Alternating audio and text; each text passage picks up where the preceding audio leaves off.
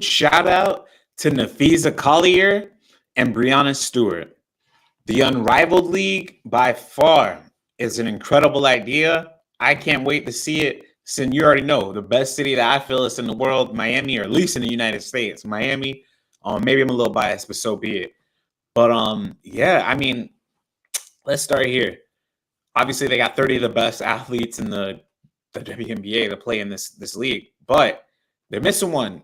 They're missing one, and they're trying to get Caitlin Clark. So it's been reported today that TNT and the higher ups, the execs, they want Clark in the mix, because if she's there, people are going to want to watch. I'm going to watch regardless if she's playing or not. And I'll say this: if she doesn't want to play, I don't feel like she should be pressured into playing. If she doesn't want to play, let her play. Go take an off season, enjoy your life, get away from basketball, do whatever it is you want to do. So I just want to be very and abundantly clear with that. If she does not want to play an Unrivaled, that's okay. She does not need to play an Unrivaled. Now, me as a media member or a fan or whatever, etc., whatever you want to call it, would I want to see Caitlin Clark play basketball? Duh. I mean, who wouldn't?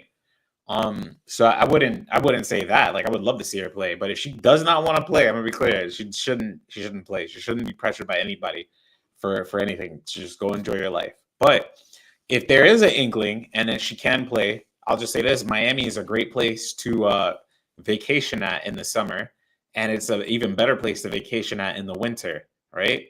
So just think about that. Miami is a great place to vacation in the winter, so she can go work out, train, and do the same things that she was doing or would be doing away from. And we got golf. We right down the street, PGA National, Trump Nationals right down the street. So, and you got Doral. So, like, we got plenty of things that, most athletes that want to enjoy their lives, they can do it. She wants to go to the beach.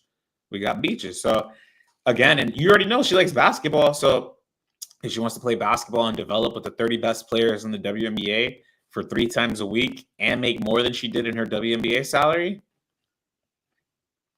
it's not a bad proposition. So the fact that they are putting pressure, I don't really like too much, but it could be beneficial if she did play. So now, but the other side of that argument, is, what benefit does she get if she does play in Unrivaled? And I mean, outside of developing as a player, there's not much benefit for her.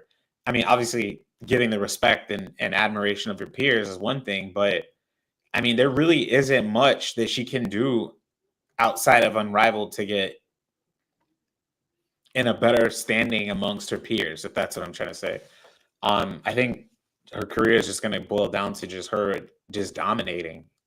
And now I think about it like this: do you want your opponent to get used to how your style of play is, right? So I think about that. I'm like, do you want to kind of catch them off guard in the season, or do you want them to kind of get used to playing against you? But then on the other spectrum this other side is, if you do play in this league, you're going to play against players, and you're going to adapt as well. So, like, they'll have counters for your counters, but then you're going to have another counter for their counters. So, I mean, it could work several different ways. Nafisa Collier, she actually spoke about this briefly. She mentioned the fact that obviously she loves what Caitlin's been doing, and she wants to see what she could do moving forward in the future. It's crazy because the growth that Caitlin has brought to the game, the sheer amount of money she's making these teams, people are having to move their venues when she comes to play, and she's getting paid like $70K, $75K a year. She should be one of the top paid players in the world just for the sheer number she's bringing. That's a nice compliment. That's a very nice compliment from Fee. And I'm actually going to let her kind of speak about this a little bit more. So this is what she had to say when she was questioned about it. Who don't know this, Brianna Stewart, the woman she's battling it out with right now, they actually founded Unrivaled together, a 3-on-3 league. Congratulations on the TNT deal. That is huge. Amazing, that'll be fun to be able to watch. Well done. And what is it like for people that are not familiar with what this is going to be? How is it 3-on-3? How is it going to be so different from what we're watching now? Other than the sheer number of players on the court, I don't want to hear their smart accents. Okay. Yeah. So it's actually 3-on-3 full court. So it's about 2/3 the size of a regular court. So you still have that up and down game, but there's just more space. Our game, I think, has been compared to like the NBA of the 80s, where it's so paint heavy and bogged down. So this really gives us a chance to kind of spread out. And the premise is the best 30 players in the world. So you're going to see top talent being able to really show their skill set every night because there's more room. It's the same width as a normal court. I think just the skill set that you're going to be able to see is going to be so fun. Super heavy content based. Everyone in the league has equity. We're really trying to grow the game. We have the highest average salary in women's sports, which we're really excited to offer. You just stay there. That enough right there alone would sign me up. So shout out to her because you're going to get paid more than you would in the W. Why wouldn't you play? But yeah, keep going. That's the selling point right there. You get paid $250,000 up front for playing in our league. That is the selling point. You get more money in a shorter period of time than you would playing in the W for a longer period of time.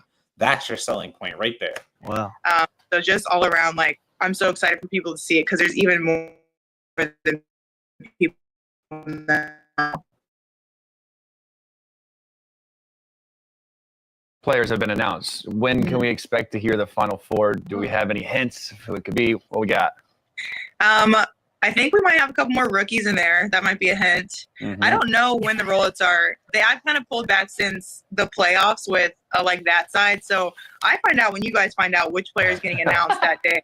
So I'm not sure. Yeah, Caitlin Clark already said that she's not going to be playing any offseason basketball. I'm assuming that you guys made a kind of a push for her to play in this. So how were those talks? Did you guys offer her a bag to come join you guys?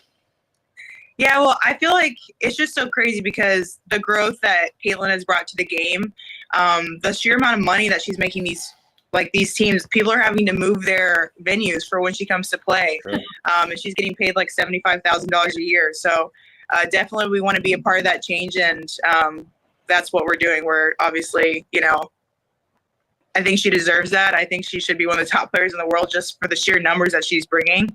So I think that's something that needs to change, and that's what we're trying to do. So shout out to Fee because she understands. She understands exactly what the goal is, and it's awesome. But I do want to read this one tweet that I found interesting. So shout out to Joe for putting this.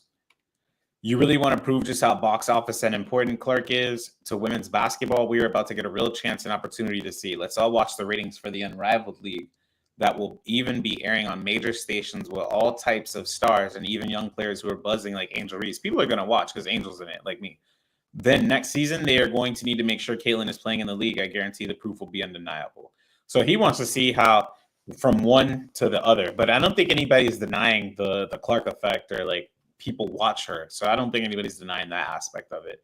So shout out to Cece if she plays. Shout out to Cece if she don't. Obviously, I would want to see her play, or I just want her to live her life. So whatever she finds is best, do that. But I mean, if you're gonna ask me or anybody else, most people they're gonna want Caitlin to play basketball. But it's up to her. So I hope she doesn't feel pressured or have people feel like she got to do this. So shout out to Cece for that. What are your thoughts about Unrivaled? Do you think Clark should play or not?